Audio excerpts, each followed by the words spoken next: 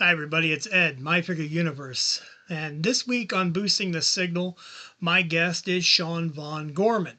You may know him from comic books.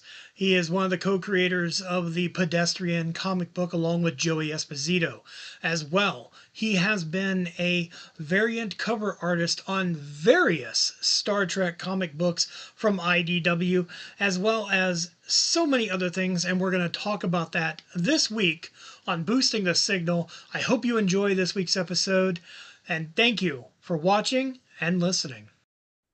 Hey everybody, this is Ed, My Figure Universe, and this week I have Sean Von Gorman from comics with me, creator, along with Joey Esposito for The Pedestrian, one of my all-time favorite comics. Please. Sean, welcome. How's it going? Just another day in paradise, living the dream. Everything in the world is okay. There's nothing to worry about ever. Everyone's being treated the same, and we're living in Gene Roddenberry's vision of the future. It is a perfect day. I mean, look at that. Blue skies. I'm really excited to talk to you about a couple of different things. A couple of questions I wanted to ask right off the bat. Lawrence Brothers. I got Yeah. to ask you about the Lawrence Brothers. This is a big thing that's going on right now. I'm excited about this. Can you tell us some more about this Lawrence Brothers project you got going on? Yeah, so we're doing a book called The Lawrence Brothers Detective Agency that is a co-creation between the Lawrence brothers, their manager Brian Duran, the Berkowitz brothers, and me. And this sort of came about, uh, golly, probably towards the end of last year. The Pedestrian, the single issues were out around the same time that the Berkowitz brothers were doing a book called The Writer with Josh Gad. So we were kind of like in solicitations at the same time. So we kind of became friendly on social media. And then they pitched me this project involving the Lawrence brothers, where it would be the real life Lawrence brothers sort of doing a adventure series where they invariably put together a detective agency. And Okay. just something about the words Lawrence Brothers Detective Agency really stuck with me and kind of haunted me for a couple months. And until I put together some art of a cover where it's kind of them holding a milk carton, asking the question, "Have you seen these boys?" with a picture of them in their younger selves with their adult versions holding it. And I was like, if this is the tone that you're looking for, then I'm in. And then comics took a little bit of a hiccup. We start eventually the publisher they had fell through, so they came to me to shop it for a while. So we shopped around comics for a while and finally landed on Z2, and we just funded a Kickstarter for a little over $50,000 to raise the funds we need to make the book. So we're all ready to go. And we finally all met each other at San Diego a couple of weeks ago. They're all lovely. We had a big panel at San Diego. We did some signings at the Z2 booth, and they've been absolutely wonderful. And I'm looking forward to this project. Everything looks amazing. The footage I've seen coming out of San Diego Comic Con looked great. All of the preview pictures that you've been sharing of the comic look amazing. The book itself, really looking forward to checking that out. I'll be honest with you, like I'd seen your work without knowing that I was ever seeing your work. You know, I'd pick up Star Trek comics individually and I'd say, "Oh, okay, I love this cover." But it wasn't until about a year ago that I discovered who was making certain covers. It occurred to me like I'm loving certain issues and I would pick up certain issues over others because of the artwork. And so then when the pedestrian, when I heard about the pedestrian, I was like, I got to get this. I got to know more. And I wanted to be on the ground floor, which luckily I was. I'm very happy about that. Um, how It's long no have you longer been doing? I'm sorry, what's that? no longer cool to jump on the bandwagon Oh anymore. yeah. I was like, come on, be where all the cool kids are. Pardon me. But how long have you been doing, and how did you get into Star Trek comics? Like I should specify, doing the covers. Yeah, I'm a Trek approved comic illustrator. is huge. I'm a long time Star Trek fan, probably third generation. My grandpa and watched it with my mom growing up. I grew up in the sweet spot of like 91, 92, right at the height of TNG with the action figures. So I was like right there to have Playmates throw out TNG action figures and have those commercials come out. It's like, yeah, we gotta get our phasers and our transporter sets. Yeah, they don't Which, make them like that anymore. That's for sure. on a side note, I always love that, like, Playmates, who made billions of dollars on the Teenage Mutant Ninja Turtle franchise, marketed TNG toys the same way. It was the same format of branding. Here's your guy, here's their things, and here's all the other things on there. So if you look at the backs of these toy lines, they were very similar and marketed the same way, which I loved. It Um, really showed that they cared about everything equally. And whoever was running the business at that point, I appreciate what they did because they were doing a good job, with the exception of the Generations figures. But they were doing a good job. And I love the cross promotion between Turtles and Star Trek. I mean, it wasn't their fault. They had these character designs for Generations that they were going through and started shooting with, and so they that's all the information they had. And then at the last minute, they just changed the. Oh, you know what? These DS9 costumes look pretty good. Let's just use these. It definitely makes for an interesting piece of action figure history, and something that people are constantly like, "Oh, we have to know more. We have to know more." Well, it's out there. You'll find it. Um, and Yeah, so we were actually pitching the pedestrian around. We were shopping that around, and we were talking to IDW about that one. And we were having a meeting with Heather Antos, who is an old friend of many years, who's simply the best. And we're talking about the pedestrian. And at the end of that call, she goes, "By the way, I'm doing Star Trek comics now." And up until pretty recently, I've been very closeted with my Star Trek fandom of like growing up in high school. This was something that was kind of frowned upon. So it's not something I like would feel really comfortable talking about at the time, but like a white wave sort of like washed over me for a second. And it was like kind of like that scene in Saving Private Ryan where like you hear like a little whining in the background and like you can't really see too much of what just happened. And it was like, you have no idea what you just done. So we have to have a separate conversation about this. And then Heather was just not aware I was such a huge Star Trek fan.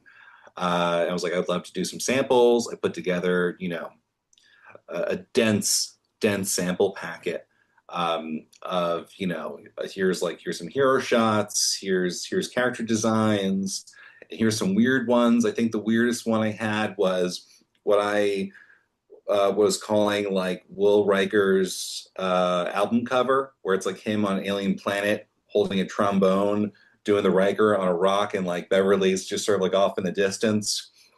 And yeah, and then eventually I got approved, and I was given my first assignment, which was for a variant cover for Picard Stargazer #3, which was the last issue of that series. So I got my shot to do, out the gate, got to do Picard. And it's something in my experience of when I get the opportunity to do a licensed project, I only get to do it one time and they never ask me to do it again. oh, So I wanted this to be something timeless. If this was my one shot at doing something, this was going to be the thing I was going to do. And I was very proud of that work. And thankfully, they have kept asking me to do things. I think I'm up to like my eighth or ninth cover for them right now. I'm doing a variant of the Last Starship. That's the New York Comic Con exclusive. That's going to be available at the IDW booth at New York Comic Con this year. I'll be set up at H7, and I just announced a 50-50 split exclusive with Black Cat Comics for Star Trek: Strange New Worlds Seeds of Destruction #1, which just released this week. and that was the. Would you like? I already know it. I've seen it. I love it. This is Spock with a spork, right? Spock the Spork. It is something that I've enjoyed. I think it dates back to even some of my earliest pitch packets. I think right after Strange New Worlds came out, I was like, I gotta get on. I gotta do something with Strange New Worlds. This is great. It kind of like it tickled everything I loved about Star Trek. Discovery and Picard were solid shows, but it took some work to really appreciate those. They really made you work for what you're looking for in Star Trek. It's like, hey, we're gonna do our show. Don't worry, we're gonna get you the stuff you like, but we're gonna do this stuff first, and then we'll give you a little bit of the stuff you like. But Strange New Worlds was immediately boom. This is a Star Trek show. I'm excited. I get this. Let's go. And yeah, and just something about I don't know where the idea came from, but just Spock just on an alien planet contemplating a spork, something I was very happy with the piece. I think I have it. Yeah, I still have the original art here. The art just sold. I'm waiting on my copies of the cover I like it. to go out, but this is going to go into the vast collection of Mark Martinez, who has a sizable Trek art collection. And yeah, and so a couple of years passed by. I got to do one variant cover that was another store. Actually, no, I got an opportunity to do a variant cover for issue 5 of the last Strange New Worlds series, the Scorpius run.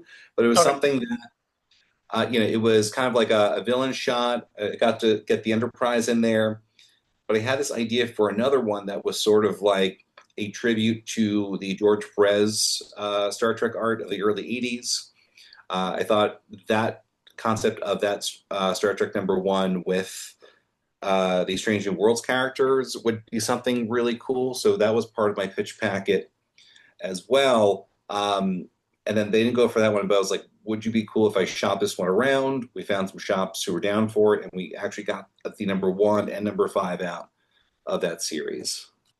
Now, the George Perez homage cover, which is probably the first one that I ever noticed of yours, and I know that you use it in your backdrops and your advertisements, like when you're at cons. I've seen it hanging up.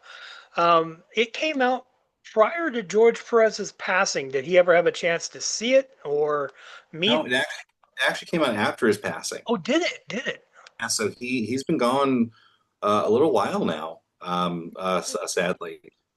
And I don't think at the time Star Trek had ever really done anything as a tribute to him. So it was nice to kind of push that concept out Yeah. and make that happen. And a lot of people who had those early covers really got excited by that variant. And I've got a lot of pictures of people hanging up there, the original variant with the new one. Yeah. So I never had the pleasure, but I'm friendly with a lot of people who were in his network, and they all agree that it's something George probably would have really gotten a kick out of if he It were still with. doesn't seem that long that he's been gone. I remember 2 weeks before he passed, I found a copy of Infinity Gauntlet, and it was $20.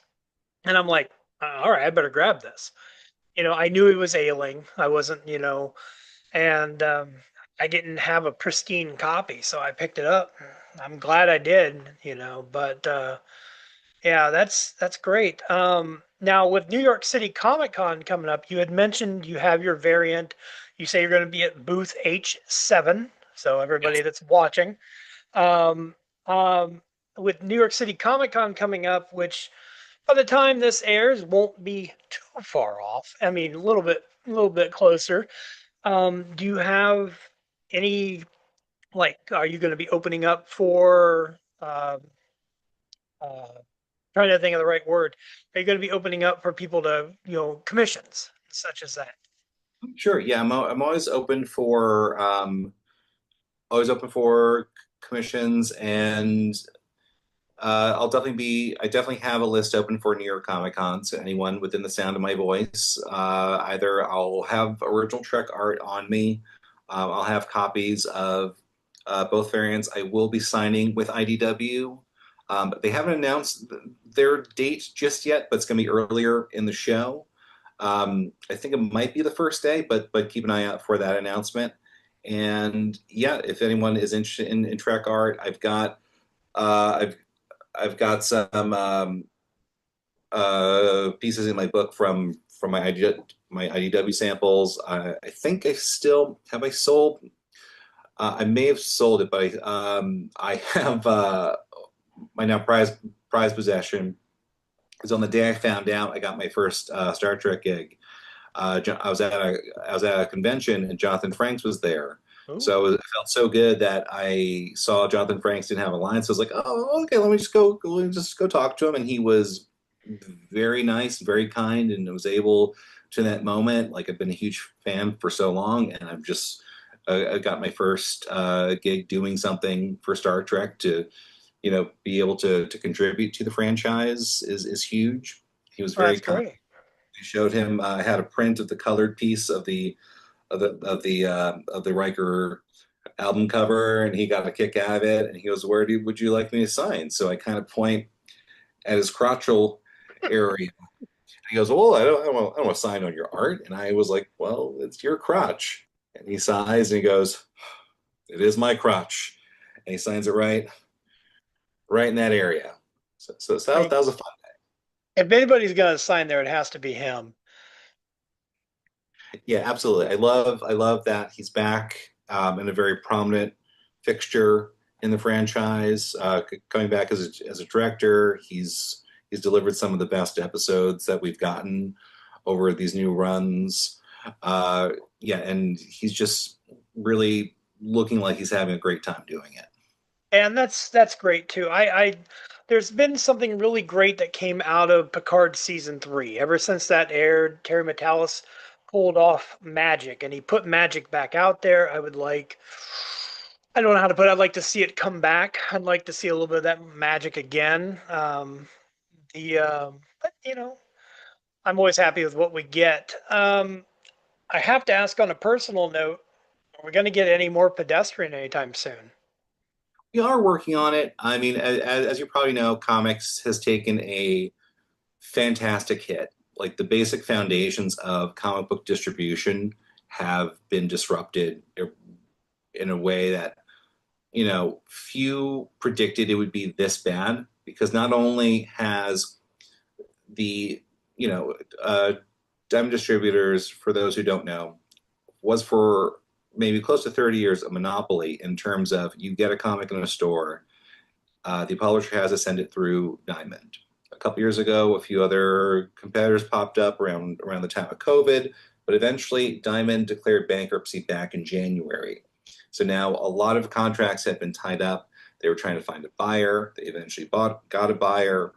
But now the issue that a lot of publishers are taking them to court about is the stock that Diamond kept in their warehouse was kept on consignment. So when they sold the book, they would send the money to the publisher.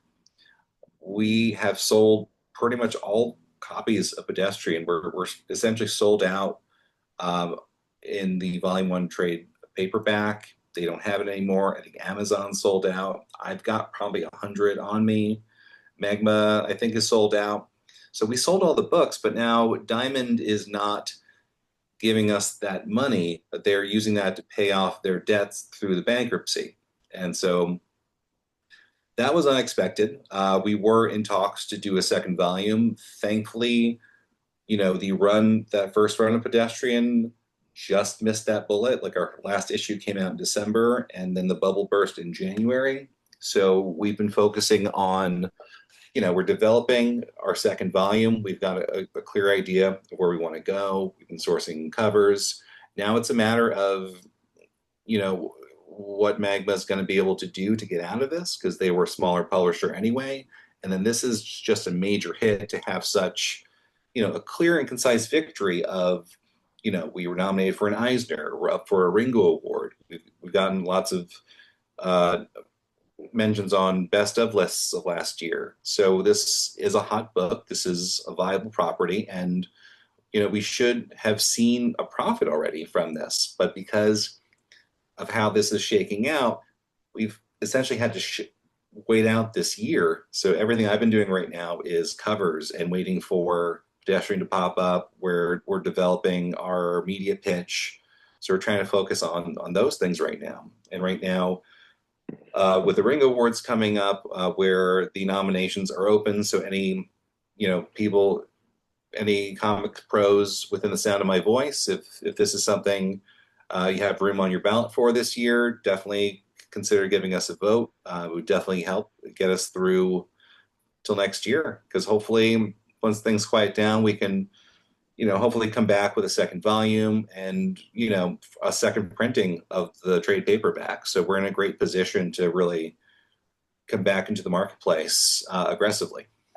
It's definitely deserves it. I'd like to see you and Joey get all the awards, and you officially accomplished something that had never happened before. I was diligently watching the internet for the Eisner Awards to see the results because I knew, I seen the pictures.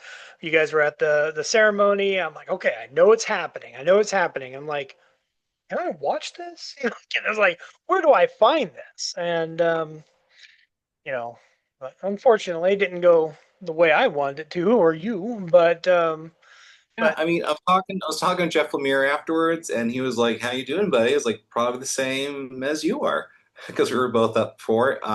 Absolute Wonder Woman is a fantastic series, and even getting on that ballot is huge because you have your judges who really go through everything that came out that year, and they select what they felt was the most worthy work of that year. So the fact that much thought and consideration goes into getting on the ballot is a huge accomplishment and a huge honor because those judges worked diligently to go through what was a stacked year of solid comic books. So every single book on there is worth picking up and checking out.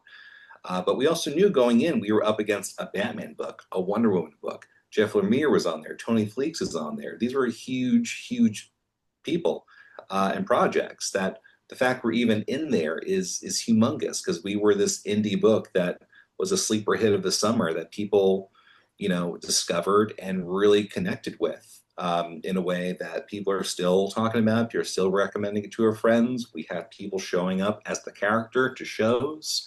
So I don't think we truly understand how deeply this has resonated with people. Um, but the fact that the awards are, you know, calling our name up there. And on the silver lining, Amy Jo Johnson of the Power Rangers read our name out loud in front of mixed company. So that was a nice treat to walk away with.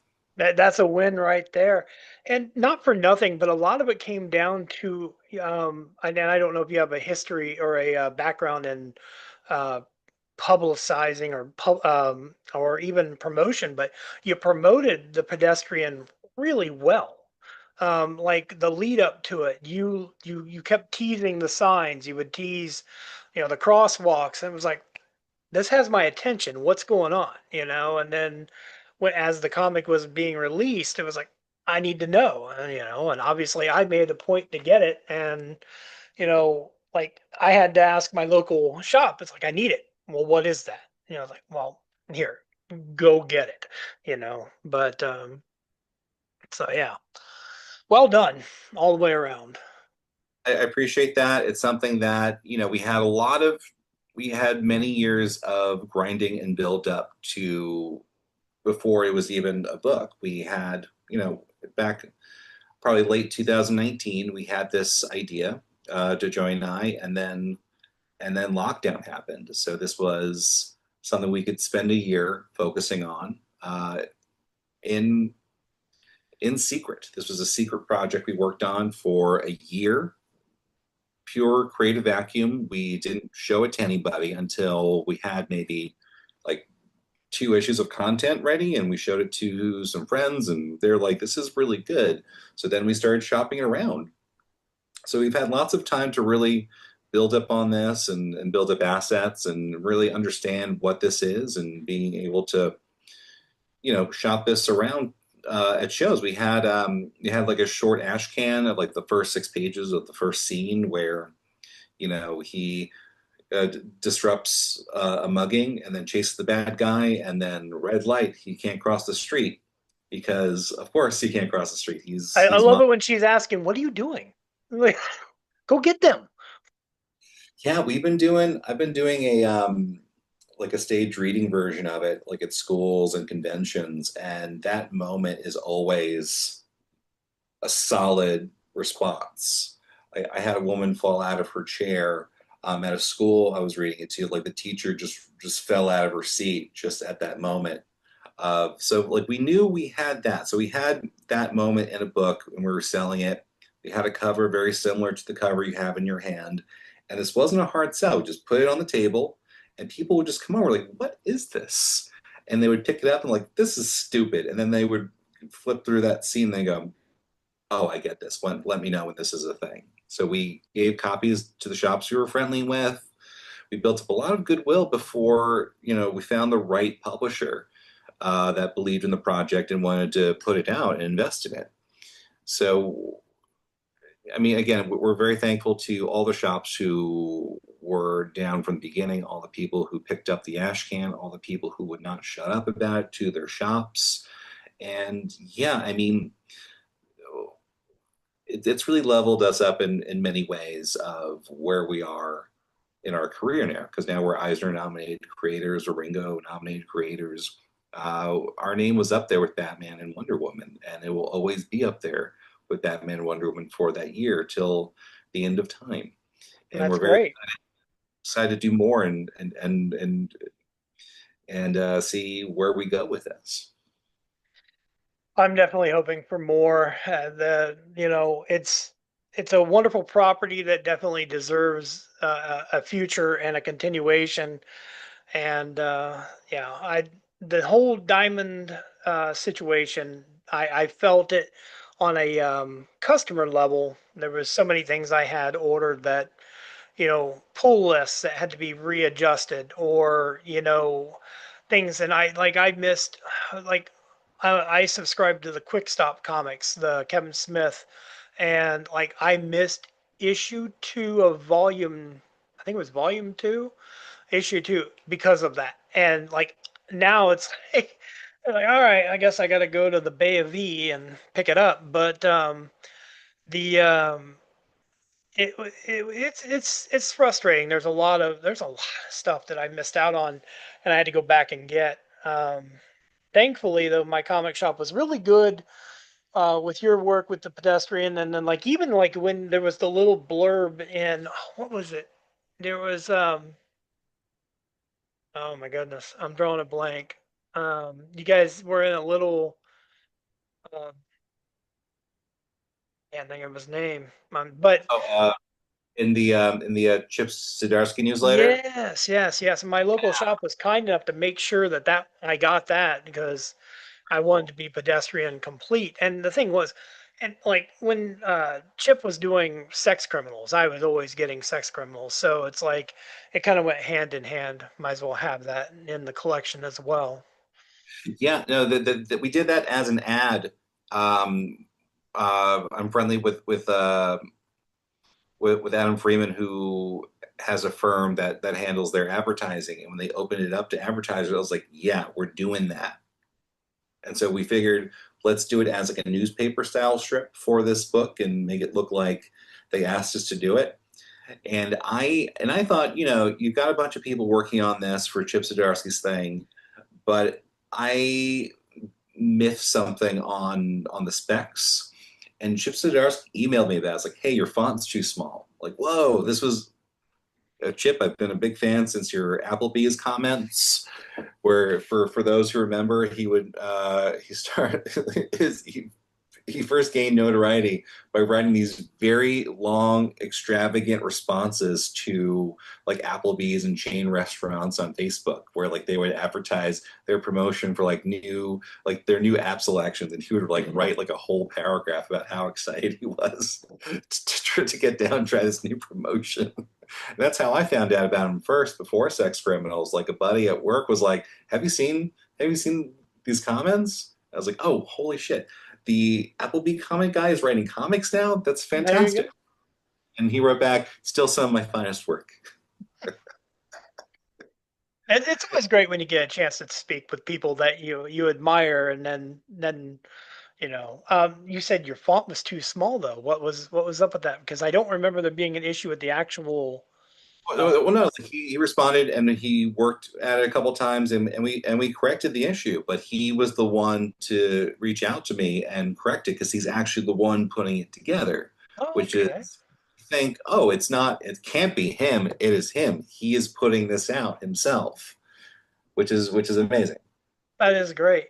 I was gonna say I've enjoyed them. I think it was last month's where it switched in it, and someone else took over for him, and it was very much tongue in cheek. Let's make fun of Chip the whole issue. Yeah, But it's great because the whole thing is it's the spirit of Wizard Comics. Of the Wizard. I miss Wizard so much. There's a site where they kind of go through the history of Wizard Comics, and they just put out one of those like old zero issues with a Yeah. partnership with the comic series Armored. And they ran a Kickstarter, so they put out like in addition to their series, they put out like a Wizard style number zero of it in honor of and tribute to the old Wizard comics, which is absolutely fantastic. If you haven't Uh, read Armored, definitely worth picking up as well. Get into that. Yeah, Wizard and Toy Fair were like my jam. I never missed them, especially for the mail-ins and everything else. But I Yeah, I have. love I Yeah, love go Toy on. Fair. I love especially what Nacelle's doing. They're kind of capturing that feeling I had when I would read those. Like Brian's doing a really great job, especially if we're talking about Star Trek, what he's doing with the Star Trek license, and their figures are unbelievable. I haven't had a chance to meet him yet. I saw him at the booth at San Diego, but he was shooting something. But I just love the stuff he's been doing, just the detail and the deep cuts of references he's doing with the accessories of these figures. Not only are these figures like the deep cut uh, things we've never been able to get, but also just like the little details of like there's a piece of art from that episode, or there's like a specific tool, or the Jericho figure with Picard's fish that he hated, which is so deep. And I love that they're bringing back Biker Mice for Mars. Oh Everything yeah. that the company's doing is something that goes, yeah, I love that. I would need more of that. The one thing, not to boost his ego, but he's really good at marketing as well. He's good at customer relations and getting out there and talking to the people, and that I think is what really sets their brand differently than, let's say, other ones like Master Replicas. I like Yeah, Master Replicas, but whoever's in charge there is absolutely terrible at whatever they're doing. And yeah. Like that's I don't know how to get those things. The price point is a mystery. You have to like investigate what the price point is when you're at San Diego. It's like, yeah, how much money do I have to give you? I need this right now. No, we don't have it. I need this. I would give you $500 for this phaser right now, but I need it in my hand. And that and that's yeah. and that's the thing with Trek stuff. It takes so long for it to develop, and that there's a little bit of a niche to it, where then you're also balancing between like doing like a mass market thing. So the only things that do come out are very high quality, like those like the Strange New Worlds boots. When those came out, I was on that immediately. I was at the store the first day as soon as they became available to retail, and then they did like an ankle boot as a follow up, and I bought those immediately, and I wore those to my wedding Well, because I I thought, remember you posting pictures from your wedding. I'll have to go back and scope out that picture. yeah, if you look deeply, you'll see a little delta on my shoes. I will be looking for that. I will. And by the way, on a personal level, Mazel Tov on your upcoming edition. Thank you. Yes, we have a small baby girl on the way in December, so I'm trying to catch up with all of my pending loose little projects before that happens because I've been really touring a significant amount that we're going to have to pull back on that for a little bit and focus on home. But this is my third child and this is my wife's first. So our excitement levels are at different levels where she's like very excited. I'm just like, here's what we got to worry about. Yeah, I get it. I understand. We're gonna have to wrap up our time, but I want to give you a chance to tell everybody where they can find you and follow you at. Yeah, I'm on the internet. Sean Von Gorman Art is my website. I have a web shop on there, so any Star Trek issues I have available are up on there, easy to order. I'm on Instagram at Von Gorman Art. I'm on Blue Sky. I'm on the Twitter. I don't call it X, Elon. Facebook, and I'll be at Small Press Expo in September. I will be at New York Comic Con in October. I'll be at Baltimore Comic Con later in October. And this will probably be announced by the time this is out, but I'll be at GalaxyCon Milwaukee in November and probably be doing more GalaxyCon shows coming up. So if there's any ones that you might be going out, I might be maybe just doing those shows next year because they've made me a very generous offer to come out and help me out to get down there. So I'm very excited to go check them out. All right, sounds good. Well, I definitely appreciate your time and uh, everything, all the information that you've given today. It's been wonderful. It's great to meet you, as it were, virtually, and I look forward to the future. Everybody out there, get the Pedestrian, get everything that Sean is doing. Joey Esposito as well. Joey's got a lot of things going on too. Go look him up. And yeah, I appreciate your time, sir. Hey, thanks for having me. Yeah, live long and prosper, good sir.